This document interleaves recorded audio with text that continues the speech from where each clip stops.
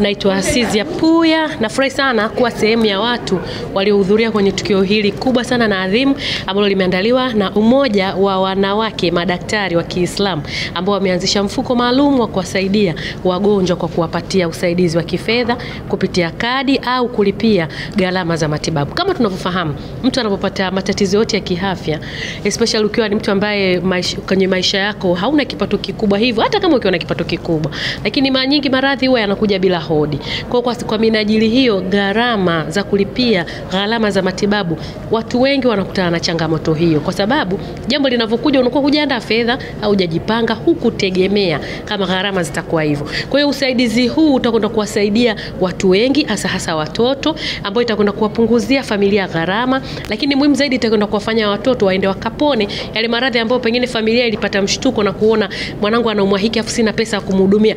Kama mzazi, mama, baba huwa anachanganyikiwa, kwa sababu raha ya mzazi ni kumuona mwanae akipata nafuu, mwanae akipona na ule ugonjwa ukapita na maisha yakiendelea. Kwa hiyo kwa umoja huu wa madaktari wanawake wa Kiislamu, kwa kufanya jambo hili limekuwa jambo kubwa sana, kwa sababu wanakwenda kurudisha tumaini, wanakwenda kufanya vijana, watoto waweze kuishi na kutimiza ndoto zao. Siku moja watakapokuwa watu fulani, hii itakuwa imesababisha wao kufikia ile ndoto yao. Kwa mimi kipekee kabisa nawapongeza sana na wanatakia kila la kheri, na wito wangu kwa Watanzania wote wawe sehemu ya huu mchakato, kwa sababu wanaosaidiwa sio watoto wa Kiislamu, sio familia za Kiislamu peke yake, ni familia za aina yoyote, dini yoyote, dhehebu lolote. Kwa minajili hiyo, hili ni la kwetu sote. Mimi majina yangu naitwa Madam Latifa Makau Shehoza, ni mwenyekiti jukwaa la wanawake wajasiriamali na wafanyabiashara, jukwaa huru la Tanga Women's Gala.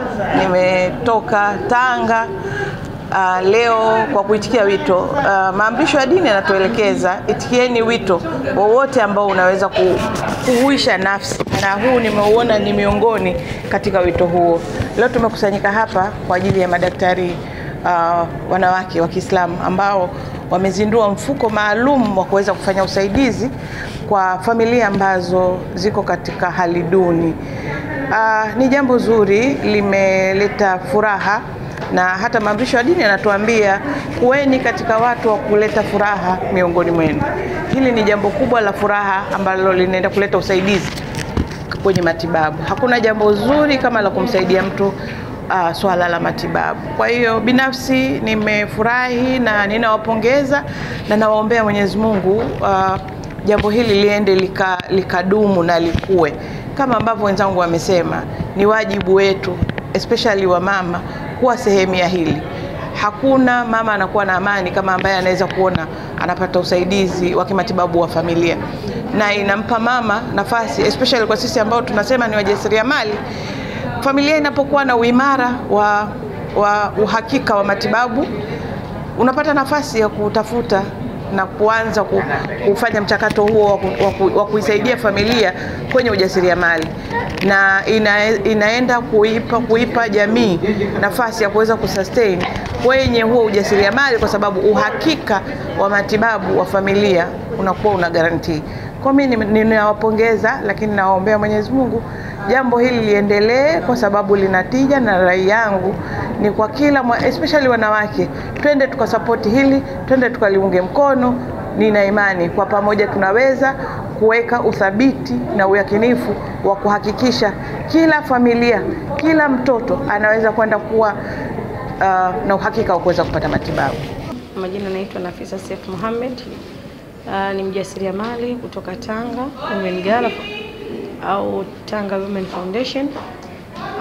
Hili lilofanywa na madaktari ni jambo nzuri sana, jambo la faida, jambo ambalo litatoa wanawake wengi. Wanatakiwa wanawake wengi wajitoe kwenye hili na kusaidia hawa mama ambao wameanzisha hili jambo.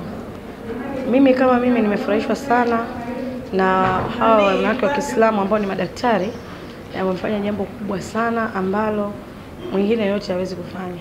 Wamelianzisha na wengine nawaomba waendeleze hilo. Ukisikia jambo kama hili kwamba mwanamke wa Kiislamu amefanya hivi, sio useme mimi ni Muislamu. Ni dini zote zinaruhusiwa kusaidia hawa watoto ambao hawana uwezo wa kumudu gharama za hospitali. Nimeona matumaini makubwa kwa sababu ni jambo ambalo sio kwamba kila kitu kifanywe na serikali. Hawa waliofanya ni madaktari na wako serikalini, lakini anaweza kufanya mtu yoyote ambaye hayupo serikalini, mwenye kuguswa na mwenye kuwa na ndoto za watoto za mbeleni.